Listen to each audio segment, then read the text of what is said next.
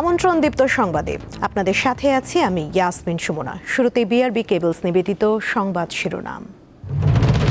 Driving licence প্রক্রিয়া digital করার পরও কমেনি ভোগান্তি, বিআরটিএতে কমেনি দালালদের দৌরাত্ম্য। ইমরান খানকে নিয়ে খেলছে পাকিস্তান সরকার, হাসপাতাল থেকে ফের কারাগারে প্রেরণ, অনিশ্চিত ভবিষ্যৎ। সিরিজের দ্বিতীয় শেষ টেস্টে কাল অস্ট্রেলিয়ার বিপক্ষে মাঠে নামবে বাংলাদেশ, লক্ষ্য নতুন অধ্যায়ের সূচনা।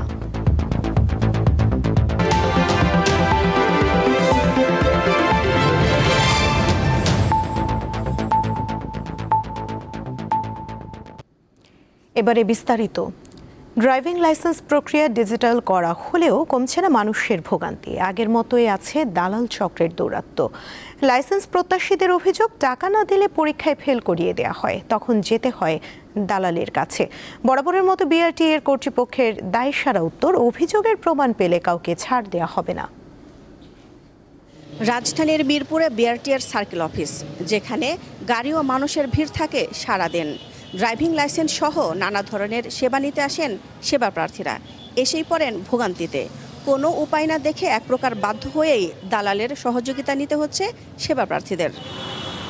বিআরটিএ বর্তমানে ড্রাইভিং লাইসেন্স প্রক্রিয়া সম্পূর্ণ ডিজিটাল করলেও মাঠ পর্যায়ে এখনও দালালের প্রভাব রয়ে গেছে।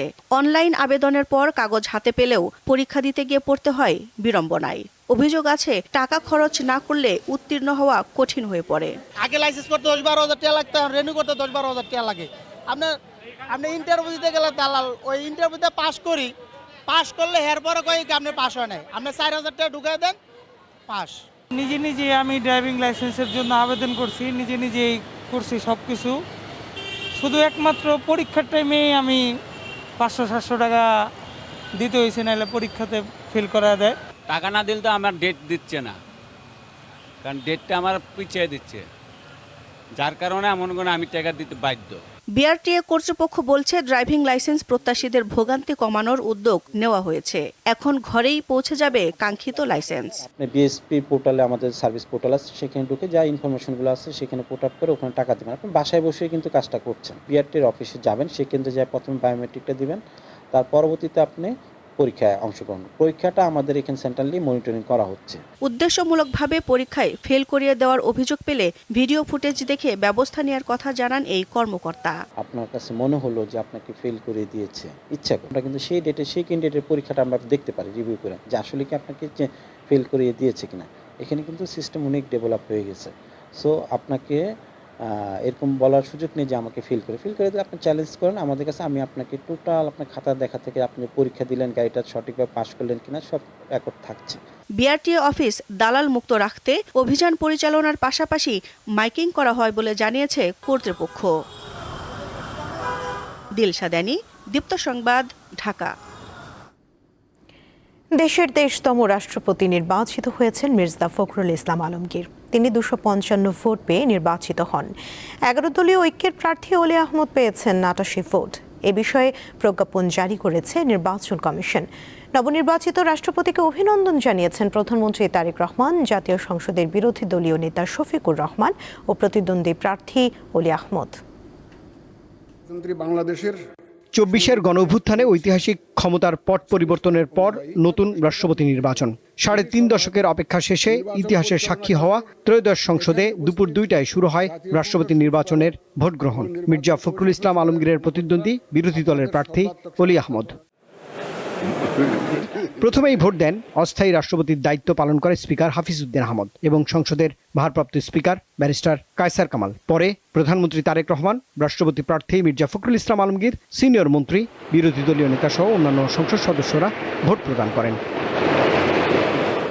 3 ঘন্টার ভোট গ্রহণ শেষ হয় বিকাল 5টায়। 20 মিনিট গণনা শেষে ফলাফল ঘোষণা করেন রাষ্ট্রপতি নির্বাচনের রিটার্নিং কর্মকর্তা প্রধান নির্বাচন কমিশনার AMM নাসির উদ্দিন।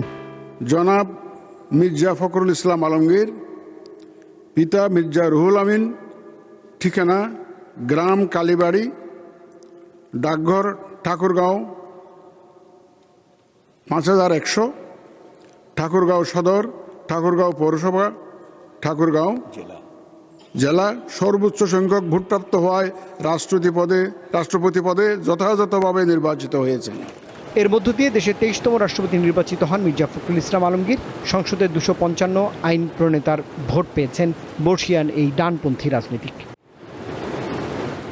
পরে নবনির্বাচিত রাষ্ট্রপতিকে ফুলেল শুভেচ্ছা জানান প্রধানমন্ত্রী, বিরোধী দলীয় নেতাসহ অন্যান্য সংসদ সদস্যরা। মাননীয় সংসদ সদস্যগণ, আপনাদের শুক্রবার সন্ধ্যা 7:30টায় বঙ্গভবনে নতুন রাষ্ট্রপতি হিসেবে শপথ নেবেন মির্জা ফখরুল ইসলাম আলমগীর। দীর্ঘ 35 বছর পর বাংলাদেশের রাজনীতির ইতিহাসে আবারও প্রতিদ্বন্দ্বিতাপূর্ণ নির্বাচনের মাধ্যমে 23তম রাষ্ট্রপতি নির্বাচিত হয়েছেন। সংবিধান অনুযায়ী মহামান্য রাষ্ট্রপতি প্রধানমন্ত্রী এবং প্রধান বিচারপতি নিয়োগের ক্ষেত্রে এক ধরনের সাংবিধানিক ক্ষমতা ব্যবহারের সুযোগ পান। তবে রাষ্ট্রপতির অন্যান্য কাজ করতে হয় প্রধানমন্ত্রীর পরামর্শ অনুযায়ী। রুবায়েত হাসান, দীপ্ত সংবাদ, ঢাকা। রাষ্ট্রপতি নির্বাচনে মির্জা ফখরুল ইসলাম আলমগীরের বিজয়ের মধ্য দিয়ে শেষ হলো ভোটের আনুষ্ঠানিকতা। তবে নির্বাচন ঘিরে 70 অনুচ্ছেদ, এমপিদের স্বাধীন ভোটাধিকার এবং ভবিষ্যতে রাষ্ট্রপতি নির্বাচন নিয়ে যে বিতর্ক তৈরি হয়েছে তা রয়ে গেছে।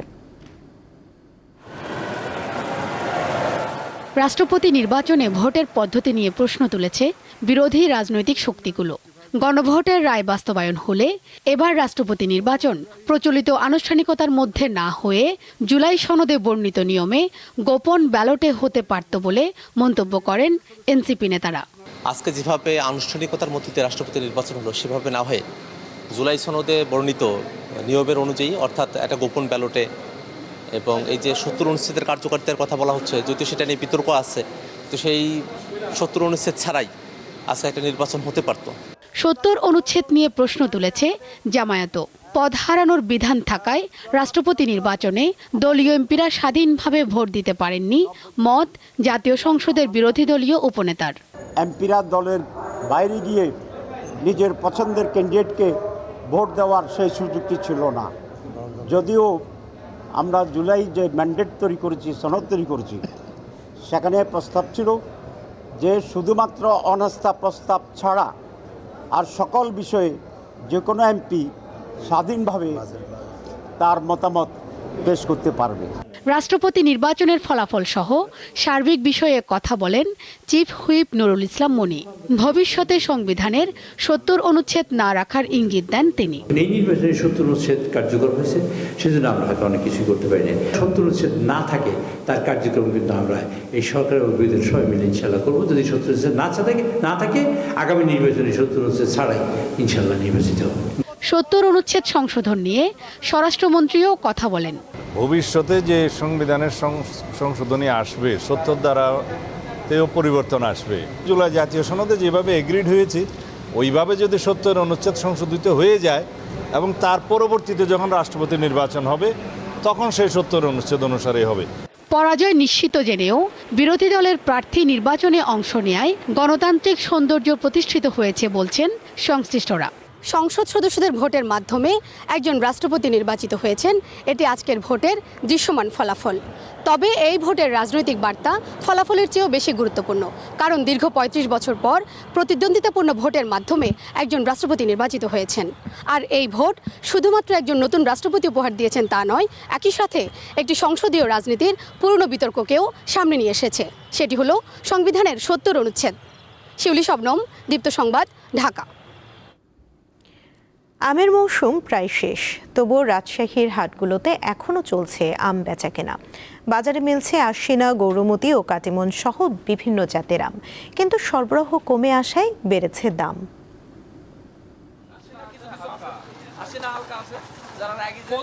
আমের মৌসুম শেষ হলেও রাজশাহীর বানেশ্বর বাজারে চলছে আমের কেনাবেচা।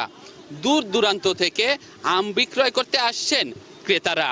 বর্তমান বাজারে সবচেয়ে বেশি দেখা যাচ্ছে গৌরমতি আম, এর পাশাপাশি রয়েছে কাটিমন সহ আশিনা ও অন্যান্য জাতের আম। তবে মৌসুম যত শেষের দিকে এগোচ্ছে ততই কমছে আমের সরবরাহ, আর এর প্রভাব পড়ছে দামে। এখন আমরা বিক্রি করছি মূলত যে গৌরমতি আমটা আছে, গৌরমতি 6500 থেকে 6700 টাকা। আইসনি আছে, গৌরমতি আছে, কাটিমন আছে। তবে কাটিমন বিক্রি হচ্ছে আপনার 5500 টাকা মন। আমের দাম অনেক বৃদ্ধি হওয়ার কারণে ক্রেতা খুবই কম। আম কিনলাম 80 কেজি, এখন তো ডাল সিজন, আমের দামটা একটু বেশি। দেখলাম, খালাম, ভালো লাগলো, আমটা ভালো, ওই জন্য আমি নিলাম 10 কেজি।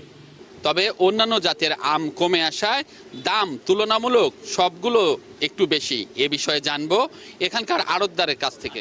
গৌরমতি আমের দামটা আপনার 6 থেকে 6,500 টাকা মন, আর কাটিমন আপনার হচ্ছে প্যাকেটটা যাচ্ছে 6 থেকে 6,500, আর খোলাটা ওটা হচ্ছে 5 থেকে 5,500 টাকা মন যাচ্ছে। কৃষকরা এই দুটো আম উৎপাদন করে খুবই খুশি হয়েছে, লাভবান হয়েছে, এবং তারা বলছে যে এই দুটো আম তারা ভবিষ্যতে আরও করবে এবং আমের মৌসুমটা যাতে আরও দীর্ঘায়িত করা যায় সেই ব্যাপারে তারা কাজ করবে। শেষ ভাগের এই সময়ে বাজারে যতই আমের সরবরাহ কমছে ততই বাড়ছে আমের দাম।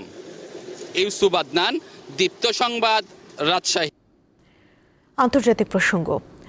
পাকিস্তানের সাবেক প্রধানমন্ত্রী ইমরান খানকে হাসপাতালে স্বাস্থ্য পরীক্ষার পর ফের আদিয়াল কারাগারে ফেরত পাঠানো হয়েছে। এর আগে সুপ্রিম কোর্টের নির্দেশে শুক্রবার গভীর রাতে কড়া নিরাপত্তার মধ্য দিয়ে কারাগার থেকে তাকে শিফা ইন্টারন্যাশনাল হাসপাতালে নেওয়া হয়। সেখানে 6 সদস্যের বিশেষজ্ঞ চিকিৎসক দল ইমরান খানের স্বাস্থ্য পরীক্ষা করেন। চিকিৎসকরা জানান ইমরান খান নিরাপদেই কারাগারে থাকতে পারবেন। এরপর পিটিআইয়ের প্রতিষ্ঠাতাকে কারাগারে ফেরত নিয়ে যায় কারা কর্তৃপক্ষ। এর আগে ইমরান খানকে হাসপাতালে স্থানান্তরের বিষয়ে সুপ্রিম কোর্টের নির্দেশ চ্যালেঞ্জ করে সরকারের পক্ষ অবশ্য তা সরাসরি খারিজ করে দেন দেশটির সর্বোচ্চ আদালত। 2023 সালের আগস্ট থেকে দুর্নীতি সহ একাধিক মামলায় কারাগারে বন্দী রয়েছেন ইমরান খান। কারাগারে তার শারীরিক অবস্থার অবনতির কারণে গত 1 বছর ধরে উদ্বেগে সময় কাটাচ্ছেন দলীয় নেতাকর্মী ও পরিবারের সদস্যরা।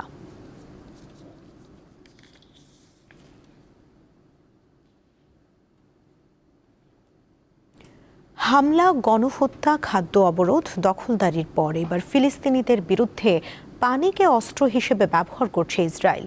অধিকৃত পশ্চিম তীর ও গাজা ভূখণ্ডের প্রাকৃতিক ঝর্ণা, কূপ এবং পানি শোধনাগারগুলোর জবরদখল নিচ্ছে অবৈধ বসতি স্থাপনকারীরা।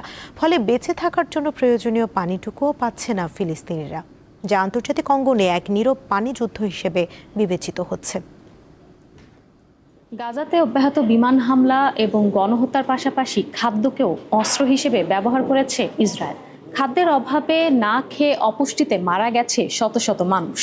এবার অধিকৃত পশ্চিম তীরের ফিলিস্তিনিদের বিরুদ্ধে পানিকে অস্ত্র হিসেবে ব্যবহার করে ভূখণ্ডটি দখলের পায়তারা করছে জায়নবাদীরা। গ্রীষ্মের তীব্র গরমের মধ্যেই ফিলিস্তিনিদের জমিতে ব্যবহৃত সেচের পানির পথ ঘুরিয়ে তা দিয়ে সুইমিং পুল বানাচ্ছে ইসরায়েলি বসতি স্থাপনকারীরা। একদিকে সেই পুলে আনন্দে মেতে উঠছেন তারা, অন্যদিকে পানির অভাবে হচ্ছে না ফসল। অধিকৃত পশ্চিম তীর জুড়ে ফিলিস্তিনিদের স্বাভাবিক জীবনযাত্রাকে অচল করতে এভাবে একের পর এক পানির উৎস কেড়ে নেওয়া হচ্ছে। এটি তার একটি উদাহরণ মাত্র। উত্তর জর্ডান উপত্যকার নিকটবর্তী ফাসাইল পানির ফোয়ারা স্থানীয় গ্রামবাসীদের জীবনযাত্রার একমাত্র চালিকা শক্তি ছিল এই পানির ফোয়ারাটি। খাবার, কর্মসংস্থান ও বাসাবাড়িতে মেটানো অনিয়মিত ইসরায়েলি পানির সরবরাহের ঘাটতি পূরণে বহু প্রজন্ম ধরে এর ওপর নির্ভর করে আসছে তারা। কিন্তু গত জুনে ইসরায়েলি বসতি স্থাপনকারীরা সেচের পাইপলাইন দখল করে নেয় এবং সেই পানি একটি প্রত্নতাত্ত্বিক স্থানের প্রাচীন পুলে প্রবাহিত করতে শুরু করে। পুলটির চারপাশে একটি বিনোদন পার্ক তৈরির কাজ করছে ইসরায়েল।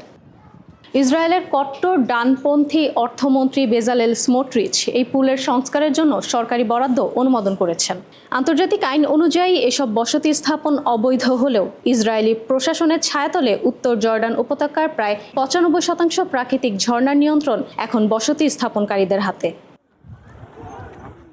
পশ্চিম তীরের ফিলিস্তিনিরা অবৈধ বসতি স্থাপনকারীদের হাতে ক্রমবর্ধমান তীব্র সহিংসতার মুখোমুখি হচ্ছে। পানির উৎস দখলের পাশাপাশি ফিলিস্তিনিদের অবরুদ্ধ করার ঘটনাও ঘটছে, এমনকি বিদ্যুৎ সংযোগও বিচ্ছিন্ন করে দেওয়া হচ্ছে। বর্তমানে আন্তর্জাতিক আইন উপেক্ষা করে পশ্চিম তীরের বিভিন্ন বসতিতে 5 লাখের বেশি ইসরায়েলি বাস করছেন, যা জাতিসংঘ এবং অন্যান্য দেশ অবৈধ মনে করে। 1967 সালে পশ্চিম তীর দখল করে ইসরায়েল। তাদের দাবি এই ভূখণ্ডটি অধিকৃত নয় বরং বিতর্কিত। ফাসাইল ফোয়ারা দখলের ঘটনাটি কোনো বিচ্ছিন্ন ঘটনা নয়। ফিলিস্তিনিরা বলছেন পশ্চিম তীরে তাদের বসবাস অসম্ভব করে তোলার চক্রান্ত এটি। জাতিসংঘের তথ্যমতে চলতি বছরেই এই অঞ্চলে অন্তত 160টি পানি ও স্যানিটেশন সাইটে হামলা চালিয়েছে ইসরায়েলি বসতি স্থাপনকারীরা।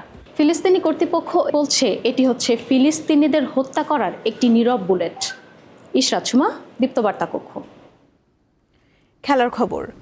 অস্ট্রেলিয়ার বিপক্ষে প্রথম টেস্ট জয়ে নতুন অধ্যায় রচনা করেছে বাংলাদেশ দল। এবার তাদের মিশন ম্যাকাই টেস্ট। আগামীকাল খেলা শুরু সকাল 6টায়।